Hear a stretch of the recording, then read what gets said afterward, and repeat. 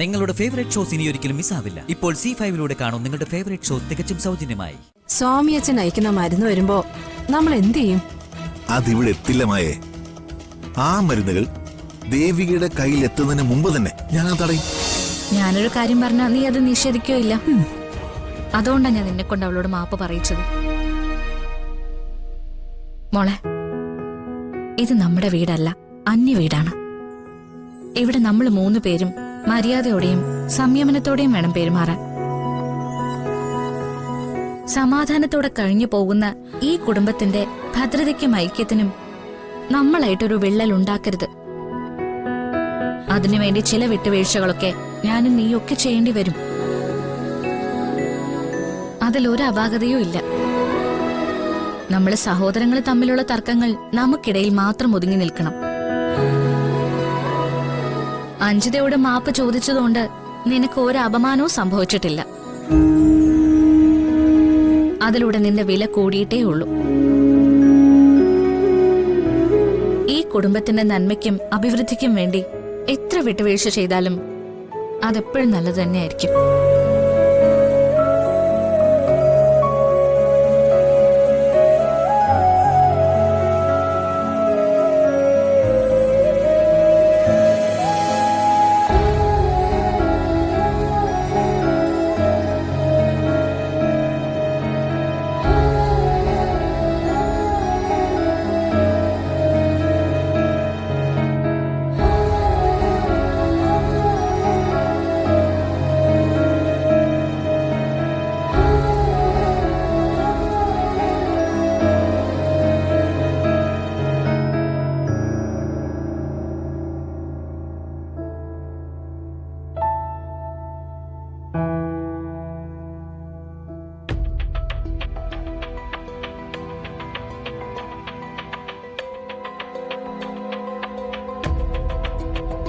കുട്ടാ, എന്തു പറ്റി? ഒന്നുമില്ല.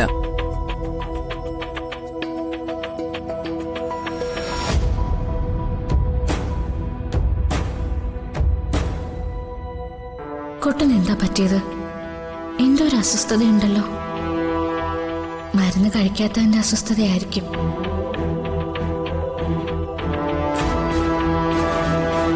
കുട്ടാ, ഇങ്ങ് വന്നേ. ഞാൻ വരില്ല. അതെന്താ വരാത്തെ? എനിക്ക് ആ കൈപ്പുള്ള മരുന്ന് തരാനല്ലേ വിളിക്കണേ. ഞാൻ വരില്ല. ഞാൻ വരില്ല. വന്നാലേ എനിക്ക് മാലാക മരുന്ന് പിന്നെയും തരൂ. ഇന്നിനി ആ മരുന്നുകളൊന്നും ഇല്ല കുട്ടാ. ഇല്ലേ? ഇല്ല. ഇനി പുതിയ മരുന്നുകൾ സ്വാമി അച്ഛൻ അയച്ചു തരണം. ആ മരുന്നുകൾ മാത്രമേ കുട്ടൻ കഴിക്കാൻ പാടുള്ളൂ. അത് വരുന്നത് വരെ കുട്ടൻ ഇനി മരുന്നുകളൊന്നും കഴിക്കണ്ട. കൊള്ളാലോ. വാ, ഇനി എന്റെ അടുത്തേക്ക് വരാലോ. വരാം.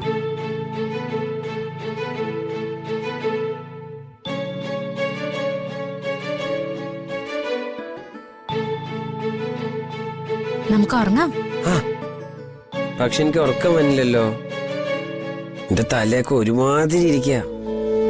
തലയുടെ പുറകിലൊക്കെ ഉണ്ടല്ലോ ഒരുമാതിരി ഭാരം പോലെയാ. കുട്ടൻ അതൊന്നും കാര്യാക്കണ്ട. കുട്ടനൊന്നുമില്ല. കുട്ടന് ഞാനൊരു കഥ പറഞ്ഞുതരാം. അത് കേട്ട് കേട്ട് കുട്ടൻ ഉറങ്ങണം. എന്നല്ലേ? വേഗം പറ. പറയാലോ. മാലാകെ, ഞാൻ മലാകയുടെ മടി കിടന്നോട്ടെ. എന്നെ മുത്തശ്ശിയുടെ മടിക്കെടുത്ത് എപ്പോഴും കഥ പറഞ്ഞു തരാറ്. അതിനെന്താ, കിടന്നോ.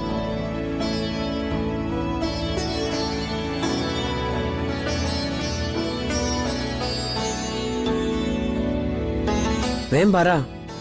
എന്ത് കഥയാ പറയണ്ടേ? കൊരങ്ങന്റെ മുതലയുടെയും കഥ പറഞ്ഞ അത് മതി. കുരങ്ങന്റെയും മുതലയുടെയും കഥ. ആ, അത് പറഞ്ഞുതരാം. വേഗം പറ.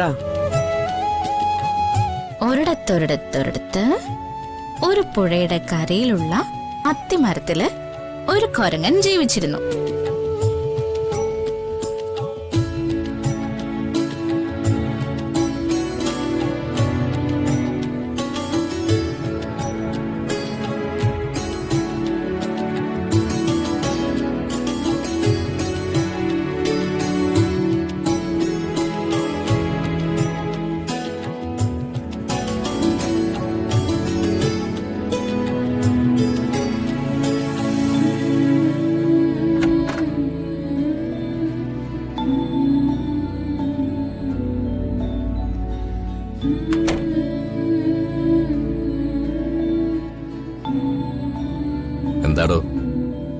മുഖത്ത് വലിയ സന്തോഷം കാണുന്നുണ്ടല്ലോ. എന്താ കാര്യം? ദേവികയെ നമ്മുടെ മരുമകളായി കിട്ടിയതിന്റെ സന്തോഷാ മഹേട്ടാ ഈ കാണുന്നേ. ആ സന്തോഷം എനിക്കുമുണ്ട്. അവള് മിടുക്കിയ മഹേട്ടാ. അവള് നല്ല കാര്യപ്രാപ്തിയുള്ള കുട്ടിയാ. അവള് വന്നോണ്ടല്ലേ സിദ്ധുവിന് കൊടുക്കുന്നത് തെറ്റായ മരുന്നുകളാണെന്ന് കണ്ടെത്താൻ പറ്റിയേ. അത് ശരിയാണ്. നമ്മൾ പോലും അത് ശ്രദ്ധിച്ചില്ലല്ലോ. നമ്മളത് ശ്രദ്ധിക്കാത്തത് വലിയ തെറ്റായിപ്പോയി. എനിക്കും അതില് വലിയൊരു കുറ്റബോധമുണ്ട്. എന്തായാലും ഇപ്പോഴെങ്കിലും അത് കണ്ടുപിടിച്ച് മാറ്റാൻ സാധിച്ചത് വലിയ ഭാഗ്യമായി. അല്ല, ഇന്ന് സിദ്ധുവിന് കൊടുക്കാൻ മരുന്നില്ലല്ലോ. അപ്പൊ അവനെങ്ങനെ ഉറങ്ങും? അതല്ലേ രസം. മരുന്നൊന്നും കൊടുക്കാതെ തന്നെ ദേവിക അവിടെ അവനെ ഉറക്കുക. അതെങ്ങനെ? ദേവിക അവനെ മടിയിൽ കിടത്തി എന്തൊക്കെയോ കഥകൾ പറഞ്ഞുറക്കുക. അത് കൊള്ളാലോ. ഇതൊക്കെ കൊണ്ടല്ലേ ഞാൻ പറഞ്ഞേ അവള് മിടിക്കുകയാണെന്ന്. അതുമാത്രല്ല, ഗോപികയും അഞ്ജിതയും തമ്മിൽ വഴക്കുണ്ടായപ്പോ ഗോപികയെ കൊണ്ട് മാപ്പ് പറയിപ്പിച്ച് അവൾ ആ പ്രശ്നം ബുദ്ധിപരമായിട്ട് പരിഹരിച്ചില്ലേ. അത് ഈ കുടുംബത്തിന്റെ ഐക്യം നിലനിർത്താനായി ദേവിക നടത്തിയ വലിയൊരു ശ്രമമല്ലേ. എന്തു തന്നെയായാലും നമ്മുടെ തീരുമാനം തെറ്റിയില്ല. ദേവികയെ ഇവിടുത്തെ മരുമകളായി കൊണ്ടുവന്നത് വളരെ നന്നായി. എനിക്ക് ഉറപ്പാ മഹേട്ടാ, സിദ്ധുവിനെ അവള് പരിചരിച്ച് സുഖപ്പെടുത്തും. അവൾ സിദ്ധുവിന്റെ മാത്രം മാലാഖയല്ല കേട്ടോ. അവൾ ഈ കുടുംബത്തിന്റെ കൂടെ രക്ഷകയായ മാലാഖയാണ്. അത് മഹേട്ടൻ പറഞ്ഞത് സത്യ.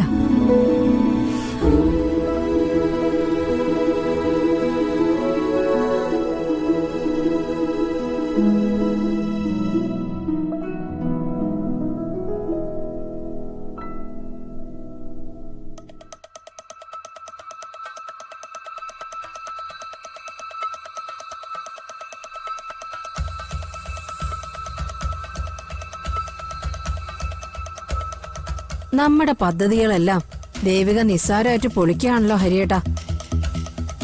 അവൾക്ക് ഇതൊക്കെ എങ്ങനെ സാധിക്കുന്നു? മായ, തൽക്കാലം നീ ഇതിനെക്കുറിച്ചൊന്നും ചിന്തിക്കണ്ട. ഒരു കാര്യത്തിൽ മാത്രം നീ ഫോക്കസ് ചെയ്താൽ മതി. ഇവിടുത്തെ പ്രശ്നങ്ങൾ എങ്ങനെ ഊതി കത്തിക്കാമെന്ന് നീ അത് മാത്രം ചിന്തിച്ചാ മതി. അതൊക്കെ ഞാൻ ഏറ്റു. പക്ഷേ സ്വാമിയച്ഛൻ അയക്കുന്ന മരുന്ന് വരുമ്പോ നമ്മൾ എന്ത് ചെയ്യും? അതിവിടെ എത്തില്ല മായേ. ആ മരുന്നുകൾ ദേവികയുടെ കയ്യിൽ എത്തുന്നതിന് മുമ്പ് തന്നെ ഞാൻ അത് തടയും. അതിനുള്ള പ്ലാനൊക്കെ എന്റെ കയ്യിലുണ്ട്. എന്ത് പ്ലാൻ? അതൊക്കെ നീ വഴിയെ അറിഞ്ഞാ മതി.